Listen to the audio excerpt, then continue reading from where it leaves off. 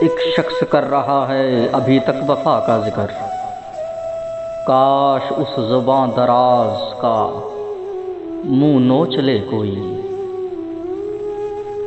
शायद मुझे किसी से मोहब्बत नहीं हुई, लेकिन यकीन सबको दिलाता रहा हूँ मैं। कितनी दिलकश हो तुम, कितना दिलजू हूँ मैं। क्या सितम है कि हम लोग मर जाएंगे।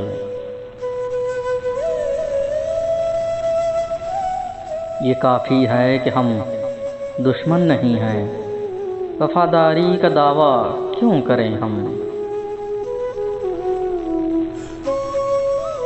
बिन तुम्हारे कभी नहीं आई, क्या मेरी नींद भी तुम्हारी है। हमारी ही तमन्ना क्यों करो तुम, तुम्हारी ही तमन्ना क्यों करें हम। हशर में बताऊंगा तुम्हें जो हशर तूने किया है मेरा।